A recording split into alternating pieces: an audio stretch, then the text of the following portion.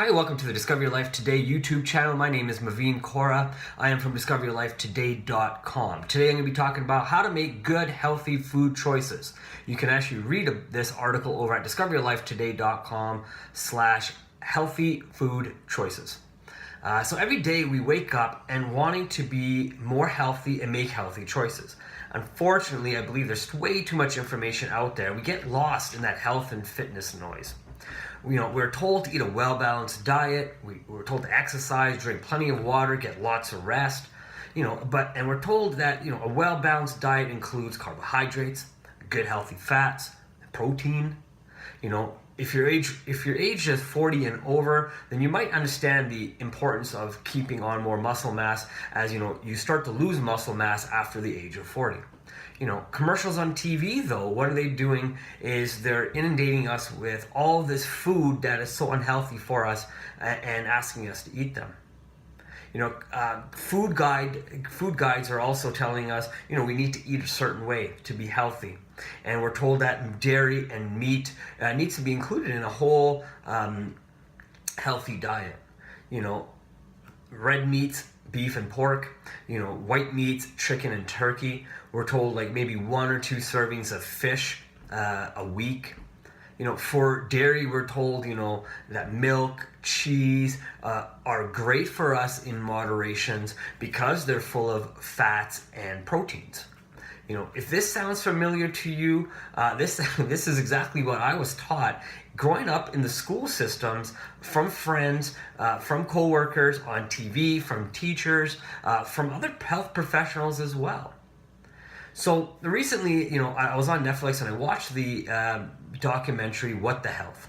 And that was an interesting talk that I listened to because it was really talking about how the food that we're consuming is killing us. So the documentary here looks more at the meat industry as well as the dairy industry, as they say that they're making us sick. So it's just a precaution. So if you do not believe this, that's okay. It's about you doing your research to really understand what foods work for you, what foods do not work for you. I am trying to be more understanding of how my body reacts to different foods I eat. I ask you to kind of do the same thing, and you'll start to see if dairy and or meats are good for you and the way your body feels or processes them is good for you. If you do not think it is good for you, you may want to cut back on it and see how you feel after you eat something like that or drink something of that. If you feel, that you are getting great benefits from it and you don't feel or see any sickness or diabetes or fat storage on your body, you may want to look at, you may consider eating it, but maybe moderate it or maybe get a cleaner source of it. So, could the food that we're eating really be killing us? How could this be?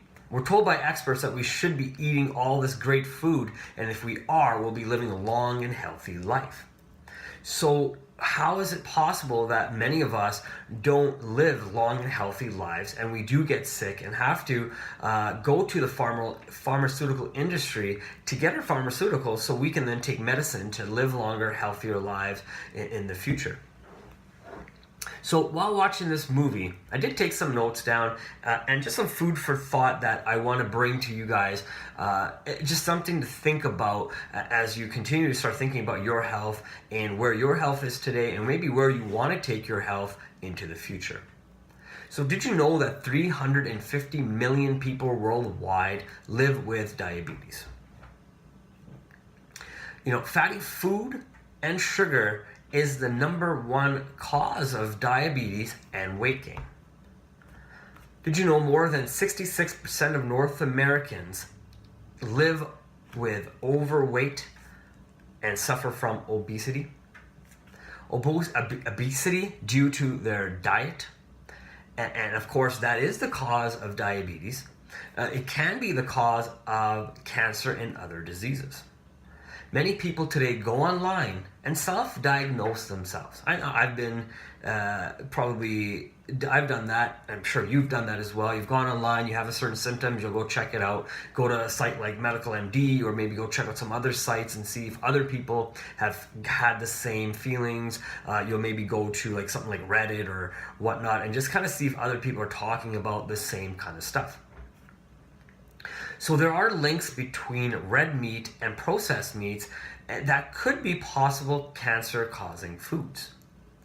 One of the things I remember my mom told me growing up was don't eat red meat and drink milk at the same time. She said this could cause cancer. And if I think about it as I grew up, it kind of makes sense. Meat and milk come from the same animal. And when a cow is to get mad cow disease, it eats itself to get this disease. So if I'm eating more than one aspect or drinking more than one aspect of this animal, should I not also get some sort of disease within my body? Something to think about. We need to consider why doctors are prescribing medicine to us with no haste, and they never focus on the food we eat, the exercise that we may or may not do. How about the stress that's in our life? And maybe what about some of the lifestyle choices that we're making? They never talk to about this. They always just say, oh, don't worry, keep doing what you're doing, but take this handful of medicine and you'll probably feel great. And if you don't, we'll readjust it, put you on something new or whatnot. Well, did you know that certain foods will cause inflammation in your body, and within a few moments of consumption, you'll start feeling it? And you'll start feeling it and keep feeling it for days on end. So that bloating, that inflammation, the hurting joints, whatnot, that is what some foods can do. So if you start being proactive and start understanding how your body feels once you eat something, then you'll really start understanding what works and what doesn't work for you. Did you know that chicken is pumped with salt in the processing stage? I never knew this. So I used to buy a lot of frozen chicken breasts because it's an easy protein source when you're going to the gym, I figured. But I finally read the ingredients, and it was chicken, which is great. But then you look at the number 2 thing was how much salt was actually in this. There was 620 milligrams of salt in one chicken breast, or 100 grams of chicken breast. So that means if I'm eating 200 grams of chicken, I could be getting almost over 1 tablespoon of salt just from one meal. Over a couple of meals during the day, you can see how I can probably go over 2 or 3 tablespoons and start getting that bloated feeling because now my body is absorbing more water because of all the salt in my body.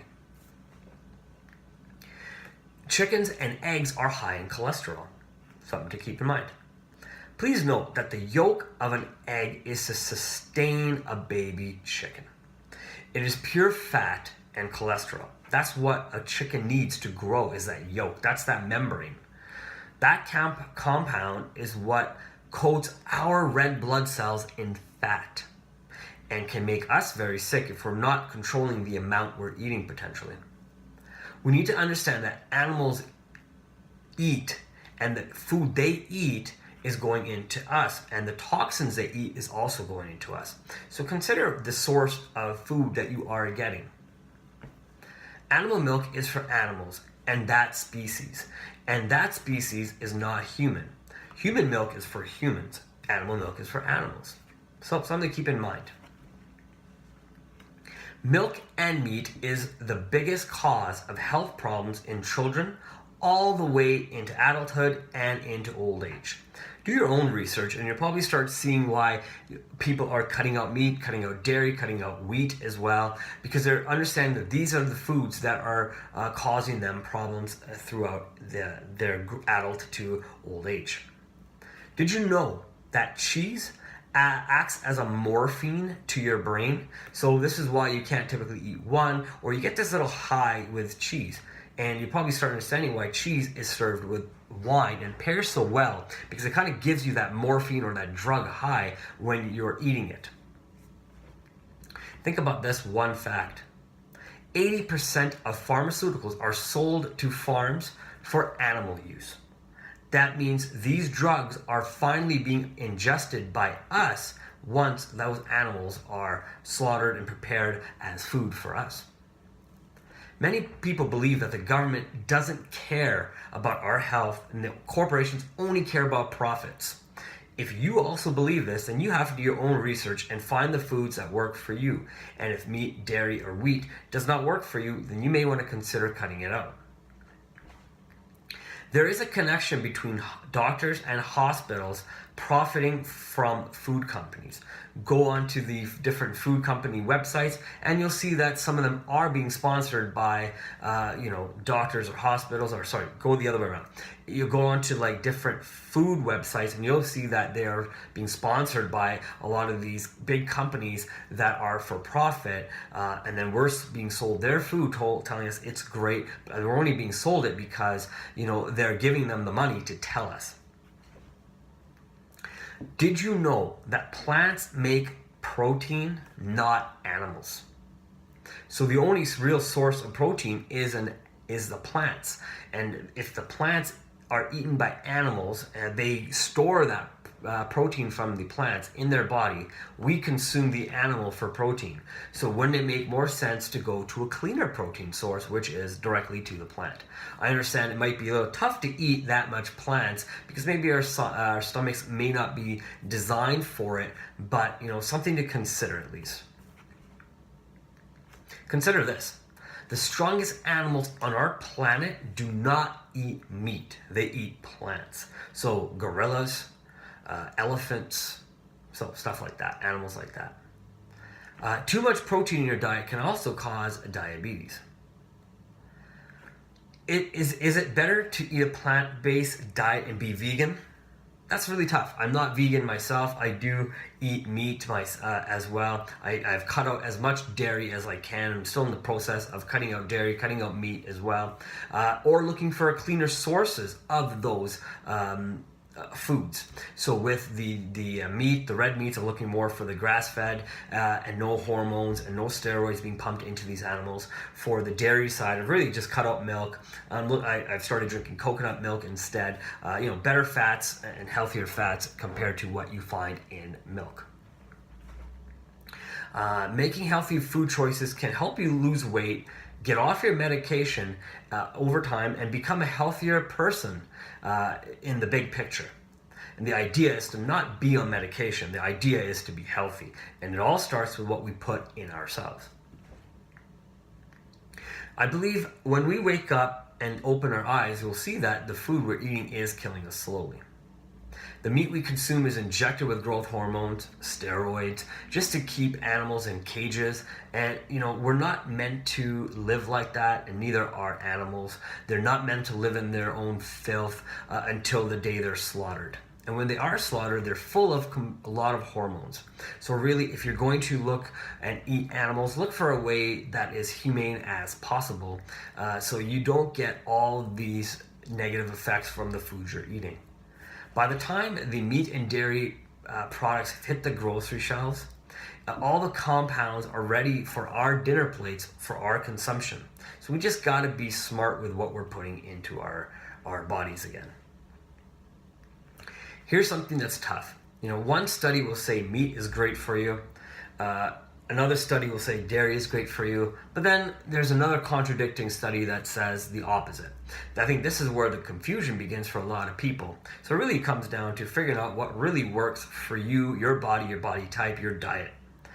We hear about these low fat, high fat, low or no fat, low carb, high carb, slow carb, high protein, low protein diets, and all the other diet plans that have been out there for you, like Weight Watchers, Atkins, whatever your favorite celebrity sometimes is endorsing, that can also affect the way you eat. Really, I think you have to just look at what your body enjoys eating and what it doesn't enjoy eating.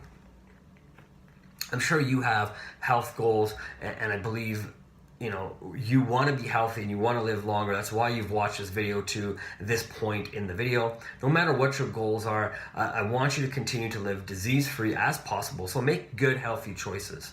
I'm not sure what your goals are for the future. If you wish, go ahead and watch the movie What the Health. And it's about cutting out, again, dairy and meat. Again, that movie may have its own agenda. You have to decide that for yourself. You have to decide if that works for you or does not work for you. You got to make the right decisions based on what you believe will work best for you. So this is something to consider. I believe fast food is cheap and remains affordable because the dairy companies, the meat companies are subsidizing the food costs. I can't guarantee it. I don't really know, but it kind of makes sense. Why does a hamburger still cost 99 cents or $1? I was just in Honolulu a little while ago. 20-piece nuggets at McDonald's was $5. How do they keep their food so affordable? I believe the food is being subsidized by these companies, so these major corporations continue to profit as the world gets sick. Thank you for watching my YouTube video on, What the Health, the movie that was on Netflix. This is really about making good, healthy food choices for yourself, understanding how your body reacts to food when you eat it.